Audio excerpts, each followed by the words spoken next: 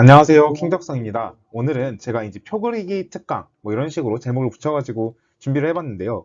이 표 그리기는 언제 쓰이는 건지 생각해 보시면 일반적으로 피스의 상황 판단 영역에서 많이 쓰겠죠. 퀴즈를 풀거나 뭐 어떤 문제를 맞출 때요. 아니면은 NCS에서 문제 해결 능력 그 영역을 풀 때도 많이 쓰이는 것 같아요. 아니면 자원 관리 능력이나 아무튼 적성 시험에서 많이 쓰이는데 뭐꼭 여기서만 쓰이는 게 아니라 언어 논리 퀴즈 이런 거 나올 때도 논리 퀴즈 그 기호와 더불어서 표를 많이 쓰기도 했죠, 제가.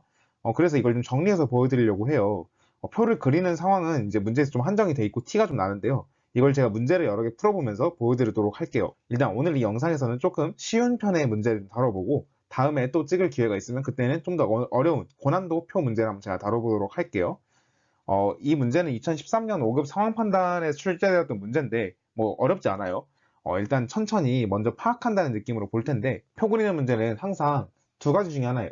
1대1 매칭이나 1대 다 매칭이죠. 근데 대부분 이 1대1 매칭의 방법으로 풀릴 거예요. 뭐 이 문제도 따지고 보면은 B나 여기 A, B, D 보이시죠? 이런 게 처방전에 대한 게 매칭을 해야 되고 뭐 이 환자들의 병명에 대해 매칭을 해야 되고 사람에 대해 매칭을 해야 되니까 벌써 세 가지를 매칭을 해야 되잖아요.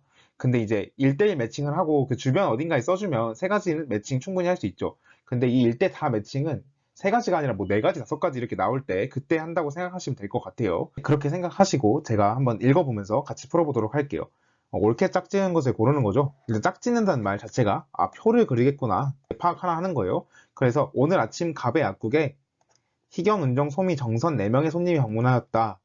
라고 하고 이 갑은 이들로부터 처방전을 받아 AD 4봉지의 약을 조제하였는데 약을 조제한 후 처방전을 분실하여 누구의 약인지 알지 못했다. 다만 갑은 다음과 같은 몇 개의 정보만 기억하고 있다 해가지고 오늘 아침 방문한 환자들의 병명은 몸살, 배탈, 치통, 피부병이었다.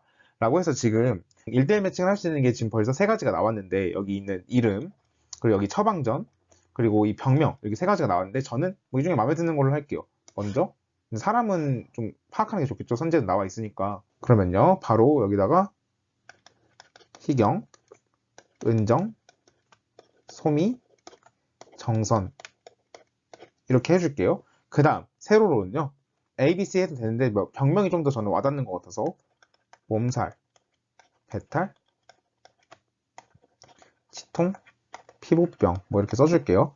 일단 이렇게 표 그리는 거에 너무 시간 아까워하지 마세요. 보통 표 그리는 문제는 표만 그리면 바로 끝나는 게 많거든요. 그러니까 표는 차분하게 잘 채워준다는 느낌으로 천천히 한번 세워보죠. 그래서 은정의 처방전은 B에 해당하는 것이었고, 그러니까 은정의 처방전이 B니까 여기 위에다가 이제 B를 적어줄게요. 뭐 위나 아니면 왼쪽에다가 해당하는 것이었고, 그녀는 몸살이나 배탈이 아니었다. 그러니까 은정은 몸살도 아니고 배탈도 아니죠, 지금. B에 해당하는 것이고요. 그리고 A는 배탈 환자에 해당하는 것이 사용된 약이 아니다. 그랬으니까 뭐 배탈 옆에다가 A가 아니다 이렇게 적어주죠. 그리고 D는 연고를 포함하고 있는데 이 연고는 피부병에만 사용된다니까 피부가 D가 되겠죠, 처방전. 그리고 희경은 임산부이고 A와 D에는 임산부가 먹어서는 안 되는 약품이 사용되었다. 그러니까 여기 피부병에 쓰이는 D 약을 먹을 수 없겠네요, 희경은. A와 D를 못 먹으니까. 그리고 소미는 몸살 환자가 아니었다라는 게 있죠. 몸살 환자가 아니니까 여기 지워주고요. 근데 우리가 아직 하나 안 지운 게 있죠. 은정은 지금 B 처방전을 아까 해당한다고 했는데 피부가 D 처방전에 해당하니까 은정은 여기도 X가 되겠죠. 그래서 지금 하나가 벌써 확정이 돼버려요. 은정은 바로 치통이라는 게 확정이 되죠. 그래서 여기 옆에 있는 거 싹 지워주는 게 표를 활용하는 거의 이점이죠. 이렇게 지워주고요. 그러면 여기 치통이 B가 되겠네요. 그럼 이제 남은 게 A하고 C가 되는데 그건 몸살이나 배탈 중에 하나인데 배탈이 A가 아니죠. 아까 우리 구해놓은 거에서. 그렇다고 보면 여긴 당연히 C밖에 못 오고요. 몸살이 A가 되겠네요. 이렇게 해놓고 희경은 또 못 먹는 게 아까 있었죠. 희경은 임산부라서 A를 못 먹는데요. 그러면 몸살 안 되고 배탈 바로 해당이 되네요. 또 옆에 한 줄 지워주시고요. 그럼 바로 매칭이 끝나죠. 소미가 남은 거 피부 하게 되고 정선은 남은 몸살 하게 되네요. 그래서 벌써 매칭이 끝났고 저는 그대로 답에 찾아주기만 하면 될 것 같아요. A 몸살 정선이 해당이 되겠죠. 그 다음 B는 은정 똑같고요. C 배탈은 누구죠? 희경이죠. 그래서 답은 1번이 됩니다. 이렇게 표 채우기만 하면 바로 답이 나왔죠. 지금 제가 설명하면서 하느라 좀 천천히 풀었는데 일반적으로 표를 그려야겠다, 짝지어야겠다, 그리고 1대1 매칭이구나 이렇게 파악이 되면 바로바로 풀어주시면 금방 풀 수 있을 것 같아요. 그럼 다음 문제 보면서 한 번 더 살펴보죠. 네, 추가적으로 문제 하나 더 보면서 익혀보도록 할게요. 이건 표를 좀 더 다르게 그리는 문제인데 2013년 외교 상황 판단 15번 문제예요. 고민정은 X, Y 두 가지 조항으로 이루어진 법안을 심의하고 있는 5개 정당 대표들의 태도를 다음과 같이 메모하였다. 다음 메모를 근거로 추론할 때 옳은 것은 고르는 거죠. 5개 정당이래요. 그리고 단 해가지고 주어져 있는데 찬성, 중립, 반대 중 어느 하나이며 해당 정당의 의견이다. 아, 3가지가 있구나.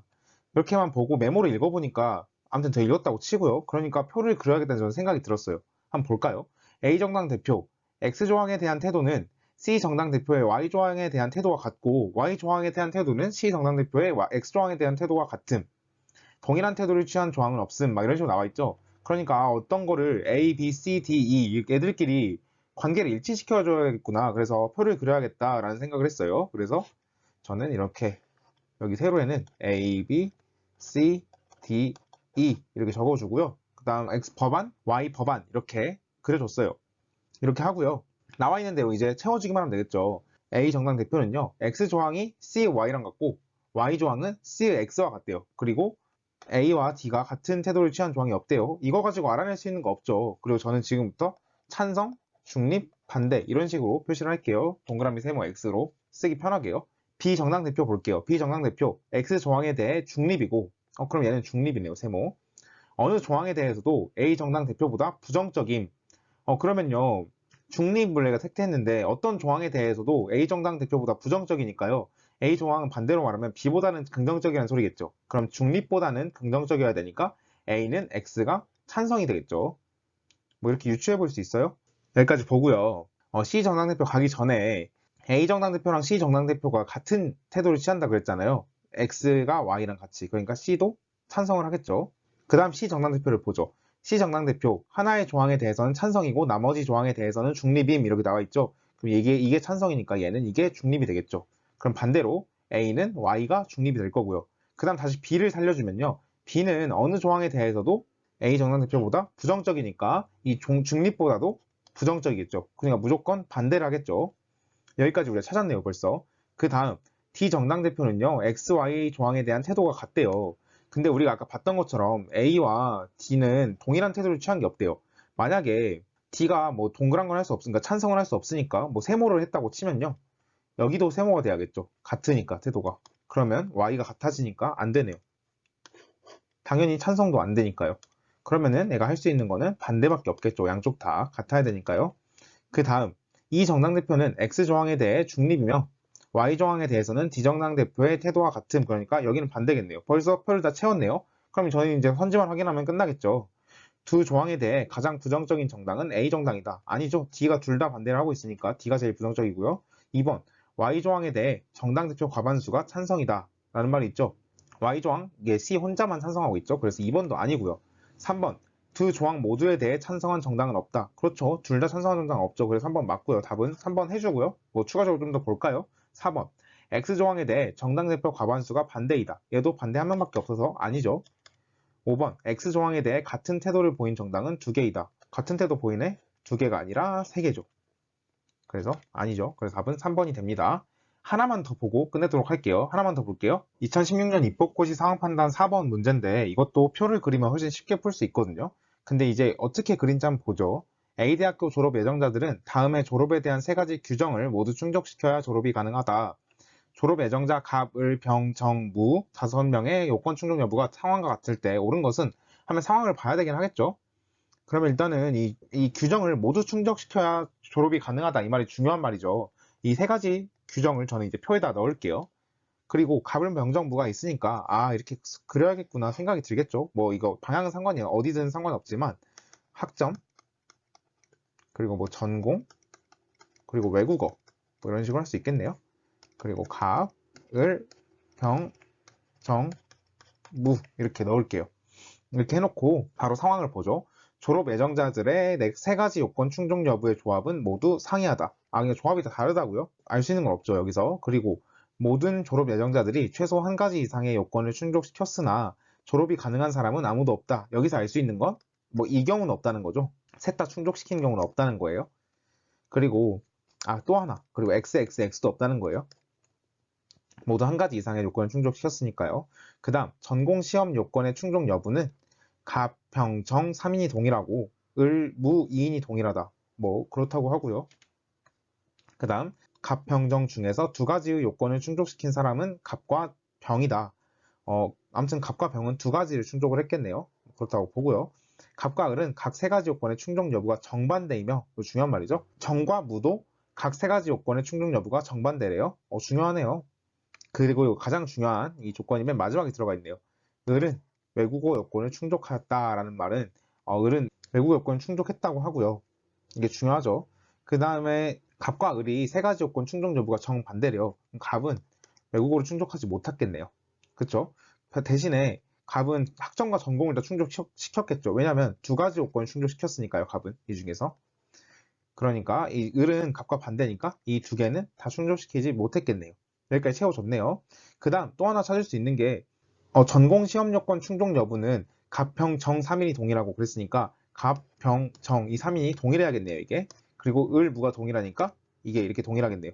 X가. 여기까지 딱 채워줬고요. 그 다음 이제 정과 무가 세 가지 요건 충족 여부가 정반대라 그랬죠.